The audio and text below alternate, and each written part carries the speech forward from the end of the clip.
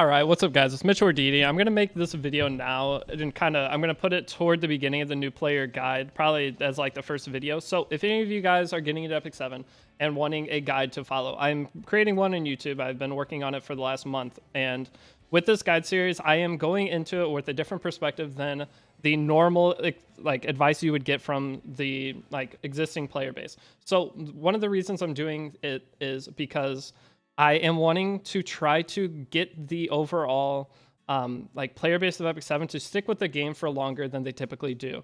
This is something that has definitely been a problem with Epic 7 for the years of it being out. The game is a very complicated game, and with getting into it, a lot of players make a lot of early game decisions that affects their account forever. So with that being said, the goal of the guide is to be getting into PvP or RTA as fast as possible. Many people that see this game are getting into the game with the expectation to get into the World Arena game mode. This is the game mode where people can fight each other in real time, and you can test out your characters, show off the stuff that you've farmed, and it's the way that people really connect throughout this game. It is not something that every player focuses on or worries about. World Arena is a type of content that typically takes the average player, before my guides at least, months and months to get into. So with that being said, the goal of this guide series is to get you into RTA or PvP as fast as you possibly can. So I'm going to be making some decisions that deviate from the regular guides that you will find in, say, the official Epic 7 Discord or places like that. So with that all being said, if you were to go to the Epic 7 official Discord and were following my guides, they are going to give you contradicting information to my guides.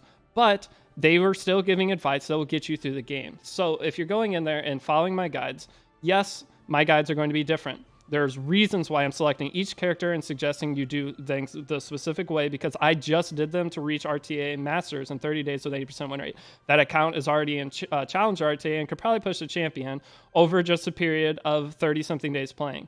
So, like, I am trying to show a way that if the reason you are getting into the game is to get into PvP, we're going to rush that. We're going to get you to a really good spot really fast to where you can start playing PvP and going from there. The thing is, PvE in this game is all very, very easy. There's only a couple things that are hard, and that is the late game Abyss, and there is a Nightmare Raid version of Raid. And that you get some really good rewards from, but that is something you're not going to be even able to get to in 2 months of playing the game, even following my guides. That PvE content is very, very late. So a couple of decisions that I make, I'm going to go over them. So when getting into the game, one of the first things you're going to be wanting to do that no one has a step-by-step setup of what to do besides, like, if you go to some official Discord, you're going to be getting picture guides and things like that versus seeing someone click on every single specific thing and showing their characters at certain points, like stat lines and things that you can focus on. And that's what this guide does for you. So you can go to each video on the day that you're at, or I label them as days, but you should not be looking at it as days. So with this guide, you are not going to be getting to Masters RTA in 30 days. Some of you will, and you'll take the ropes and do super, super well. But for the average player, I'm going to be giving you everything you need to have the ability to get to there if you knew what you were doing. But here's the thing with the game. Guys, there's 300 characters. There's a lot to learn, and depending on how much time you put into the game, your results are all going to vary no matter what, no matter whose guide you follow, no matter what you do. So I just want to get that out of the way, that you guys following my guide, you are not going to guarantee get Masters in 30 days. If you do play hardcore and do all the stuff that I do and join my Discord, so I have a Discord server below, in the description and in the comment section, that you can join and you can get some advice there. But I will say, if you're following my guide and go to the official Epic 7 Discord, they're going to tell you different things as to what I'm doing, because they're going to be I would say the Epic 7 official Discord is more your average player. They are players that are just doing the PvE in this game, and they don't care about getting high PvP. They don't care about any of that. So if that's for you, that's for you. There's nothing wrong with that. But just know they are very aggressive against my guides so far. They hate that there is somebody suggesting anything different from what they suggest. So one of the first things that they talk about is for your selective summon. When doing selective summons, I suggest Destina, and I will go over why right here. So picking Destina over Asaria. Asaria is a character that the only reason that they are telling you to pick her, she makes some PvE easier, but I'm going to tell you all PvE is super easy until you get to the part they're talking about. I have videos up showing how to do everything. But having a Saria makes it to where you can do the end game content very easy. I tell you that Destina is going to be your best option for that, because with Destina, you are going to be able to start using Destina on a pretty good geared Destina, or pretty good build from following my guides within 20 days of getting through my videos, 20 parts of the guide following what I'm doing. So by having a good Destina, one important thing within the game is going to be Arena. This is a version of PvP. So with Arena, by having Destina on your team, you are going to be able to fight some teams, and by having Destina as a reviver, it's going to give you the ability to fight some teams that you wouldn't normally be able to fight, and where you can climb Arena easier. And she's also amazing in RTA. She's picked constantly in the official Epic 7 World Cup, which is the big tournament they hold every year.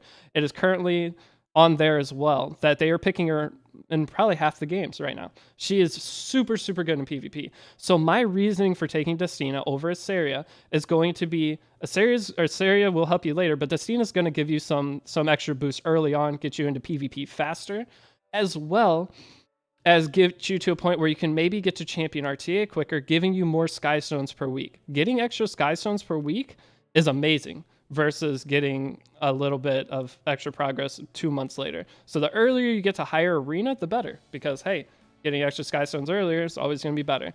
So, and the thing with the Saria is you also have the option later that there is story summon within the game to where you can go and get her at any time that you want. So as long as you have the bookmarks and currency, if you get to a point where I need a Saria, which I'm going to show you ways to beat everything without her, but you feel like you need her and are kind of getting advice from them and start with the Saria, or start with Destina from mine, then you can still get a Saria. You could even still get Destina going through this. So by going into this right here, you can just click this and you can go to a Saria right here and get her. So who you start with in the game is not a huge deal. The reason I'm suggesting Destina is because I think a lot of you guys are probably going to be coming into the game wanting to get into PvP. That's where the real fun is, in my opinion. But everyone plays the game different, so take that as a early warning thing. Secondly, I suggest getting Crozet from your selective summon. By getting Crozet, one big thing with getting Crozet is, one, a lot of people suggest to use Angelic Montmorency for your front tank for Wyvern. I personally think Angelic Montmorency is better used in other content, such as your Labyrinth. And a Wyvern build Angelic Montmorency, 3-star character, is not going to work very well in this. We are going to be building Angelic Montmorency on a proper gear set that is better for her for other content, while you have a front tank Wyvern character always there. So Crozet's going to be a staple character that puts you there. He's going to be usable to clear all of the story. He adds a lot of survivability. He is great in a couple of the expeditions, and he's going to be a character that you just have gear on that is just permanently on that gear. So we are able to do level 3 expeditions within 10 days of playing a new account because of Crozet. Whereas if you take Angelica as your front tank for Wyvern, or Angelica or Angelic Montmorency, you cannot put them as your front tank for your expedition. You just can't. There's a mechanic in the game to where if they're not a tank character, they take infinitely more damage and they just die right away. So there is a couple reasons we were picking Crozet. Crozet having any use in PvP? No, he has no use in PvP. But Crozet having a gear set just sitting there that you never have to change, have a permanent Wyvern front tank, solid. You're good to go. So that is why I suggest Crozet and Destina for the guide. Next up, whenever we get into the Wyvern building portion, I'm going to be talking about a character called Terranor Guard. Terranor Guard, I suggest players to use for Wyvern because we're going to be using Terranor Guard for a lot of the later Abyss stages. So having your Terranor Guard prepped and ready for this time is great because you already have that out of the way. You're going to be able to use them for the later Abyss floors, Abyss past 100. So having him now and just done, out of the way, skill leveled up, you're good. You're going to have him for later. You're going to be able to beat that content very, very easily. But the other character in replacement of him is Furious. This is a character that all players get, and he's fantastic for Wyvern. By using him over Terranor Guard, you will have a better win rate. But one issue I have with Terranor Guard is he takes Mologora. So you have to Mologora this skill, and you have to Mologora this down to the 1-turn cooldown, and then you want the effect chances from here. So you need to Molo all the way up to here. This is a lot of Mologora. So Mologora is a currency that you're going to want to have to spend on all your PvP characters. When I did the 30-day challenge account, I used all my Mologoras from that. I used every single one I had, and I was having to get more through the normal login stuff and clearing challenges. But gets to a point in the game where your Mologora income becomes very, very low. So if you want to use Furious, yes, he will make your Wyvern team better. But by doing Terranor Guard, One, he doesn't take Molagora, so you can go ahead and get your Wyvern team together. You won't have as high of a win rate, but it's still great. Second with that, I will say that he will be used for a lot of floors later for Abyss, whereas Furious really won't have any use outside of maybe if you set a one-shot hunt up 2 years down the line. So there's no rush on Furious, but I will say if you're getting suggested Furious over Terran or Guard, it's fine advice. You will be fine. So do not worry about that. Next up, the artifacts that you get from Selective Summon don't really matter. They're 4-star artifacts. You're going to get them anyway. And honestly, from Selective Summon, if you take Destino or Arcera, you're going to be fine. So I'll just say that now, but there's I'm going over the reasoning why I'm changing certain things with the guide. Lastly, one thing, most players quit Epic 7 after playing for a month because they spend all their Sky Stones and bookmarks early, summoning on every collab that's coming. So we have our limited characters here. This is bait. These characters are fine, but your chance of using Rem as a new player are so low. Your chance of using Amelia as a new player a little bit better, but in terms of the Guilty Gear collab or any collab that's going on during the time of the guide, there's a good chance that those characters, they're going to be coming back, even though they're limited. We always get the limited characters back. There's only one scenario where we didn't get the limited characters back. Until that changes, I'm going to stick to this advice because the character that didn't come back was a character that no one needs or uses. Some people try to use her. She's Kazuna AI.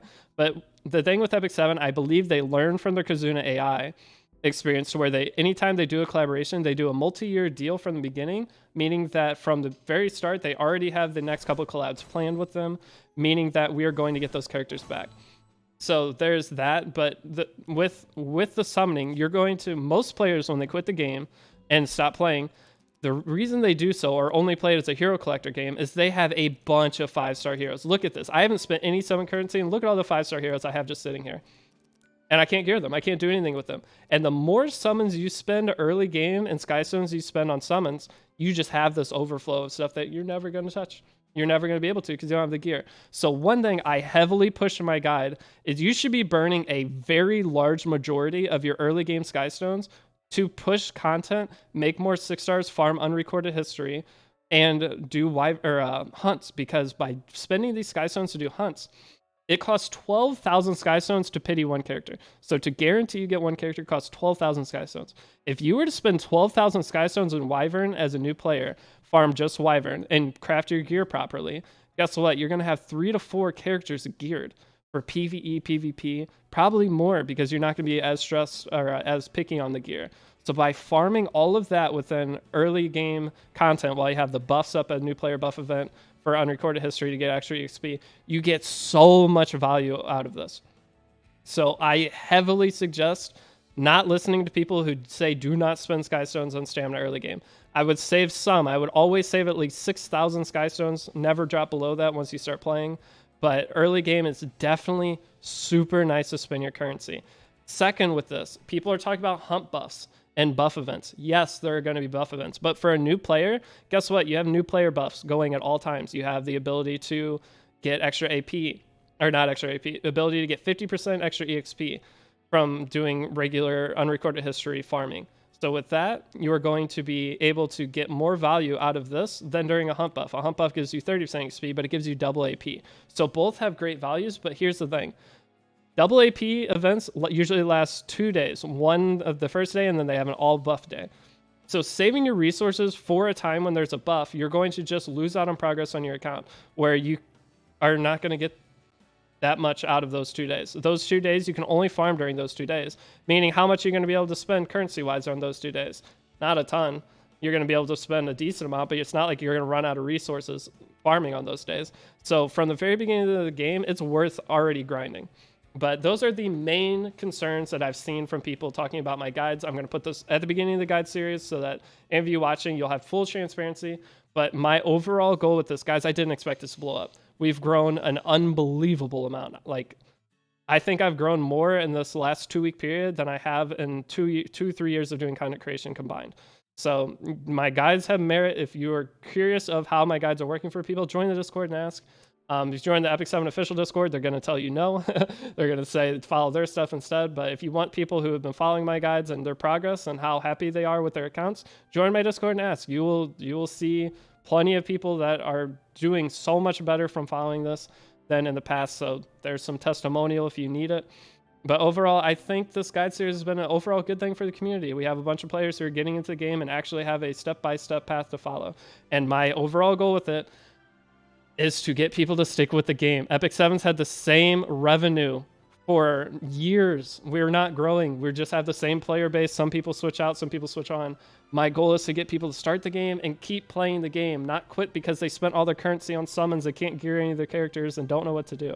So I'm trying super hard to make the beginning of the Epic 7 experience better for everyone because it helps us all.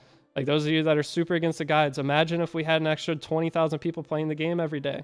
It'd be good for all of us. Guess what? We'd be getting more stuff. We maybe could get an anime because Epic 7's making enough money. They could like actually put the money to do that. I'm trying to help with this. I'm sorry if it stepped on toes of the people that are the normal go-to help, but we're just trying to make things better. So I'm sorry if this is, if you feel it's doing the opposite, but I'm very confident that it is better for everybody. But that's it. I want to be full transparent, have a video up for the beginning of the guide so you can watch this. But it's been Deity, and I will see you all in the next video. Peace out.